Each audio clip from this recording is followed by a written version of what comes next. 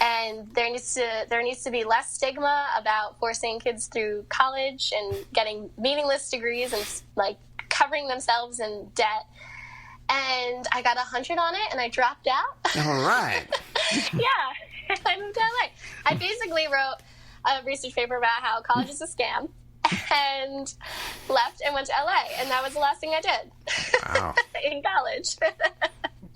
So, I hope I can tell, I hope I can tell Oprah that one day, because that would make that story even better, but we'll see. You're starting with Alex Rudy. That's a good right? launch pad here. Wow. Of course. So, you didn't want to be a New York actress. Why LA? I did want to be a New York actress. I definitely, still have my heart in theater and Broadway, and it's definitely my goal to be on Broadway. It's that's my passion.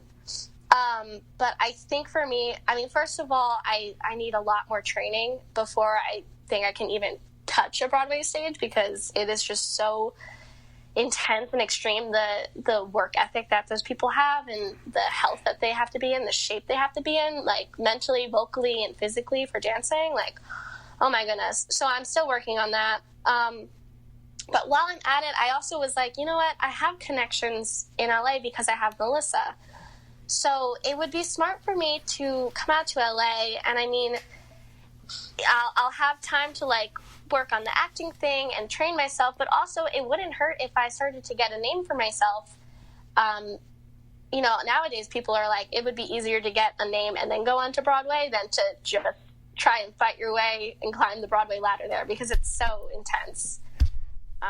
So that's basically kind of the plan right now, is to see how far I can get with acting and screen out here, and then go back to New York and try to get some Broadway gigs. So what happened within the first 4 months of you moving to LA and looking for acting work? Well, I booked my first gig, which was so lucky, and 100% because I have connections. So it was a good move for me to move out here and to start putting my foot forward here. I booked a gig as a guest star on a show called The Encounter. That's on Pure Flix. It's coming out in fall, I believe in October. I got to actually be in front of a camera and not be acting like a person that's in the background. I got to say words and have emotion. And so that was really cool. Basically, I was just kind of a guest star for one episode. The TV show is about Jesus coming to different people's lives and impacting them and helping them. And so that episode was about my life. It comes full circle.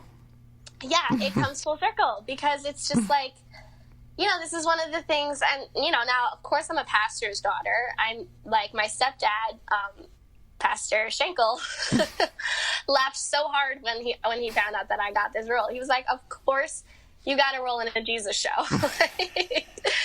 So, yeah, and it's funny, and this is, one of the big things I would pray about when I was, younger, and, even still today, is that, obviously, health and happiness for me and everyone I know, and world peace, and please, God, make me an actress. So here I am on this Jesus show talking to Jesus and having a Bruce Almighty moment.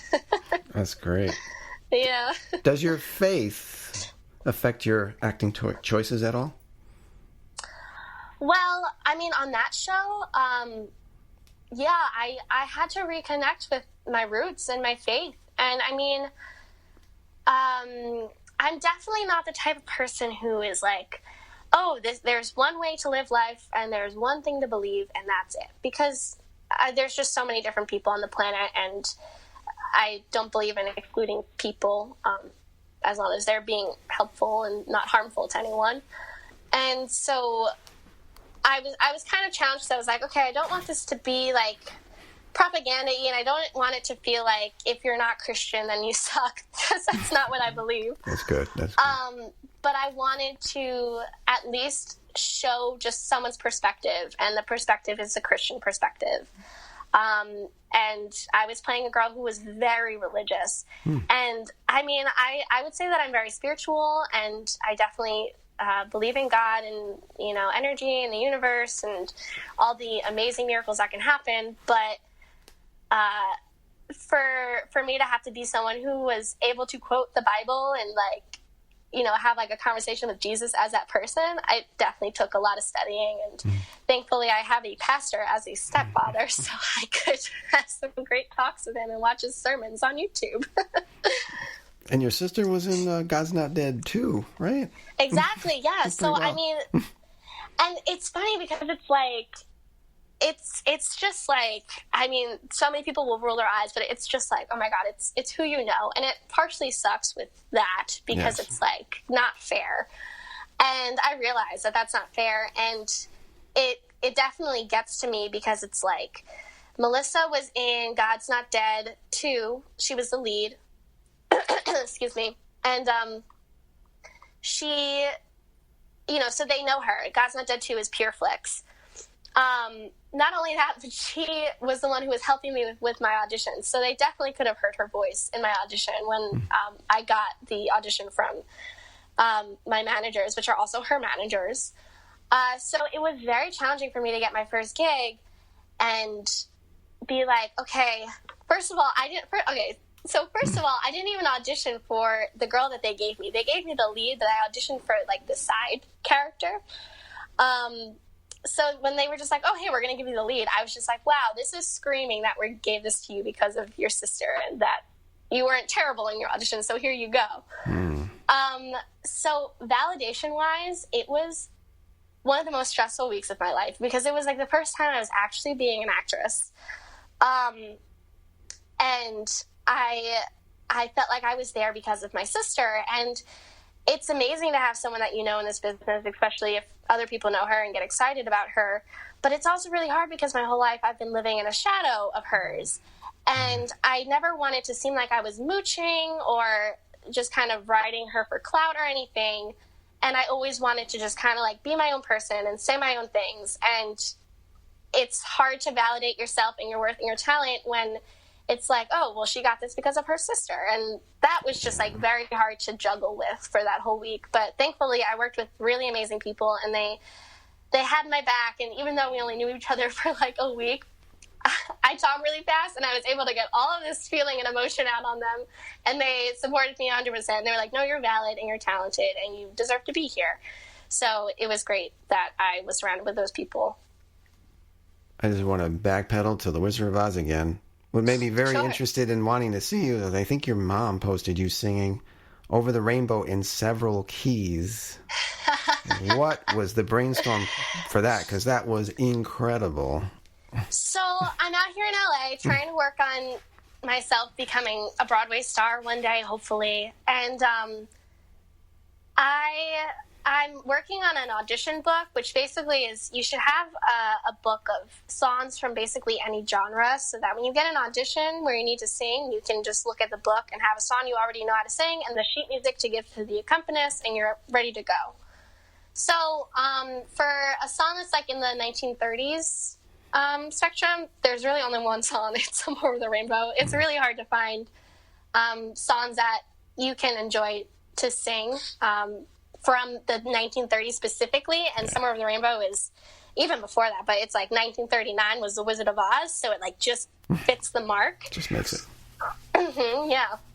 So I was like, I'll just sing Somewhere Over the Rainbow. It means a lot to me, and I love it. And I tried to sing it in Judy Garland's key. Holy smokes, her voice is so low. And I was like, oh my gosh, I guess I have to find my own key for this. So I looked it up on Music Notes, and I was like, there's 13 different keys. How am I supposed to figure this out?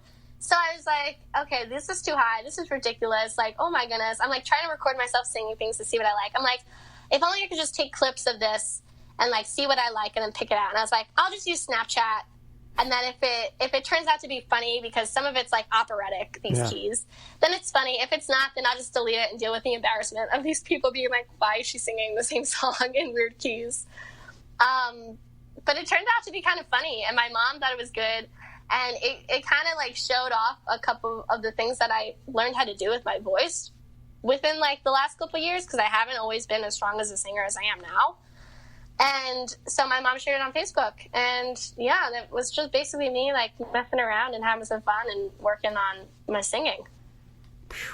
Well, you don't get auditions after that. I don't know what's wrong with these casting directors. I mean, that was solid. Oh, thank you. You're welcome. So anything new coming up that you're doing? Are you taking classes or any other gigs in the works? Yeah, I mean, right now I'm just kind of taking classes. I mean, my first thing with the Encounter, now that my face is going to be on screens and I actually have like an actual credit, it'll be easier for me to get jobs. It's just kind of like a waiting game on when it comes out and it's out and people see it and I have now a professional reel, then I'll be able to see like if the gigs will start picking up or not. But for right now, I'm still basically like a nobody from New York that's just trying to like find a way and audition and stuff. So yeah, I'm excited for the Encounter to come out, and hopefully someone will see it and be like, oh, she would be good for this, and then shoot me an audition. Would you do a gig for free?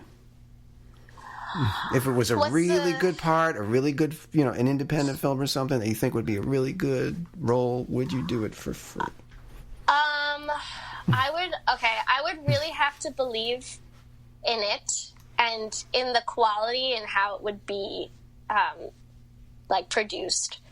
I know it's hard with there's ways to, I've seen some really good stuff on a tight budget that like my friends have made. And I'm like, oh my God, I can't believe you made that. With 3 people, like you didn't have a crew at all. That's but if it was, there's people out there that know how to make things sell. But, as long as, if I believed in it, like if it was something that was really like human and, or had a deep message or just was like an amazing story that I thought to be told, like, of course I would do it for free. Of course I would pull like a Robin Williams in Good Will Hunting or something. Mm-hmm. But yeah, I'm definitely, if someone's like, hey, just do this for free, I definitely I feel like I have a little bit more of like standard for myself now, especially because I got to make money and I got to manage my time wisely. So it's the LA life, huh? Yeah. What do you think is like the biggest struggle of living out there compared to New York? The lack of public transportation. Oh my goodness. I don't have a car. I don't have a car, but I have a man's who has a car. And so we got a good thing going where we work at the same place and I pay for his gas and we hang out all the time together. His name is Gabe Cruz. Go find him. And he's great and he's been so helpful. And I mean, with having him and having my cousin who I'm living in her pool house right now and Melissa, just having like rides and places to live has been like the thing that's been so helpful. But the thing that's not helpful is not the same public transportation that New York has. That is something I really miss. And yeah, I mean, people who are struggling out here that don't have the support I have, I'm sure it's just rent. Like rent is a struggle, and looking for jobs that are not consistent is a struggle, and having side gigs that suck is a struggle. And of course the competition. That's a part of just not being able to get a job because this girl has blonde hair and you have brown, and they casted a girl who already has brown hair, so sorry, it's so hard to predict if you're gonna get a check this month. But I'm also really lucky because I found a side gig that is awesome and I love it. I take photos I'm a photographer and an editor and a book builder, and I run the Pinterest account for an art company that makes a hardcover keepsake book out of kids' artwork when the parents send it in. So flexible hours and nice people and great. It's great. They're called archives. So if you're looking for a book, look me up and go under my account so I get $20. All right. Right? That's it. let people connect with you in a little bit here. Mm-hmm. Yeah. I mean, I can't think that you've